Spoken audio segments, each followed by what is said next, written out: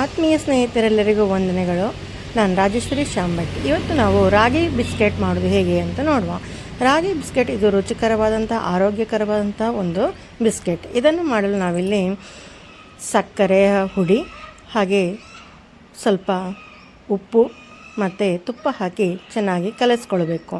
ಇಲ್ಲಿ ರಾಗಿ ಹುಡಿ ಅರ್ಧ kg ಆದರೆ ತುಪ್ಪ ಕೂಡ ಸುಮಾರು 400 ಗ್ರಾಮಿನಷ್ಟು ಬೇಕಾಗ್ತದೆ. ಹೀಗೆ ಇವುಗಳನ್ನು ನಾವು ಚೆನ್ನಾಗಿ ಕಲಿಸ್ಕೊಂಡು ನಂತರ ನಾವಿದಕ್ಕೆ ರಾಗಿ ಹುಡಿಯನ್ನು ಹಾಕಿ ಮಿಕ್ಸ್ ಮಾಡುವಂಥದ್ದು. ಇದು ಚೆನ್ನಾಗಿ ಕಲಸಿ ಬರಲಿಲ್ಲ ಅಂದರೆ ಬಿಸ್ಕೆಟು ಒಡೆದು ಹೋಗುತ್ತೆ. ಆದ ಕಾರಣ ಚೆನ್ನಾಗಿ ಮಿಕ್ಸ್ ಮಾಡಿಕೊಳ್ಬೇಕು. ಈಗ ರಾಗಿ ಹುಡಿಯನ್ನು ಕೂಡ ನಾವು ಇದಕ್ಕೆ ಸೇರಿಸ್ಕೊಂಡು ಮತ್ತೆ ಪುನಃ ಇದನ್ನು ನೀರು ಸೇರಿಸದೆ ಮಿಕ್ಸ್ ಮಾಡಿಕೊಂಡು ಇದನ್ನು ಚಪಾತಿ ಹಿಟ್ಟಿನ ಹದಕ್ಕೆ ನಾವು ಕಲಿಸ್ಕೊಳ್ಬೇಕು. ಇದು ಕೈಯಲ್ಲಿ ನಾವು ಚೆನ್ನಾಗಿ ನಾದಿಕೊಂಡ್ರೆ ಬಿಸ್ಕೆಟ್ ಕೂಡ ಚೆನ್ನಾಗಿ ಬರ್ತದೆ. ನೋಡಿ, ಈ ರೀತಿ ನಾವು ಮಿಕ್ಸ್ ಮಾಡಿಕೊಂಡು ಕೈಯಲ್ಲಿ ಆಮೇಲೆ ಇದನ್ನು ಒಂದು ಹದಕ್ಕೆ ಕಲಸಿಕೊಳ್ಳುವಂಥದ್ದು.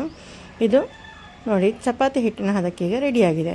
ನಂತರ ನಾವು ಇದನ್ನು ಉಂಡೆಗಳನ್ನಾಗಿ ಮಾಡಿಕೊಂಡು ಸ್ವಲ್ಪ ಶೇಪನ್ನು ಕೊಟ್ಟು ಒಂದು ತಟ್ಟೆಯಲ್ಲಿ ಜೋಡಿಸಿ ಇಡುವ. ಇದನ್ನು ನೀವು ಕುಕ್ಕರ್ನಲ್ಲಿ ಕೂಡ ಮಾಡ್ಬೋದು. ನಾವಿಲ್ಲಿ ಓವನಲ್ಲಿ ಮಾಡ್ತಾಯಿದ್ದೀವಿ. ಕುಕ್ಕರ್ನಲ್ಲಿ ಮಾಡೋದಾದರೆ ನೀವು ಇದಕ್ಕೆ ವಿಸಿಲ್ ಮತ್ತು ಗ್ಯಾಸ್ಕೆಟನ್ನು ಸೇರಿಸದೆ ಮಾಡುವಂಥದ್ದು. ಇಲ್ಲಿ ಓವನ್ನಲ್ಲಿ ಇದಕ್ಕೆ ಟೈಮನ್ನು ಸೆಟ್ ಮಾಡಿ ಮಾಡುವಂಥದ್ದು.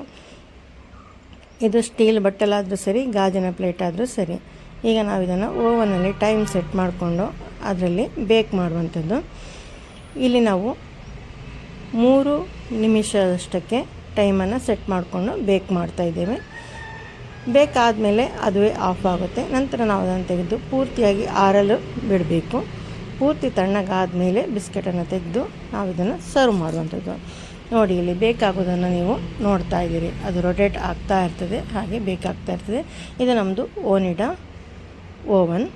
ಇದರಲ್ಲಿ 3 ನಿಮಿಷ ಅಂದರೆ ಇದರಲ್ಲಿ ಓವನ್ಗಳ ಮೇಲೆ ಡಿಪೆಂಡ್ ಆಗ್ತದೆ. ಕೆಲವು ಓವನ್ಗಳಲ್ಲಿ ಟೈಮ್ ಜಾಸ್ತಿ ಬೇಕು, ಕೆಲವರಲ್ಲಿ ಕಡಿಮೆ ಬೇಕಾಗ್ತದೆ. ನೋಡಿ, ಈಗ ಇದು ಬೇಕಾಗಿದೆ. ಇದನ್ನು ಜಾಗ್ರತೆಯಾಗಿ ತೆಗೆದು ತಣ್ಣಗಾದ ಮೇಲೆ ಸರ್ವ್ ಮಾಡಿ. ರುಚಿಕರವಾದ ಬಿಸ್ಕೆಟ್ ರೆಡಿ. Thank you.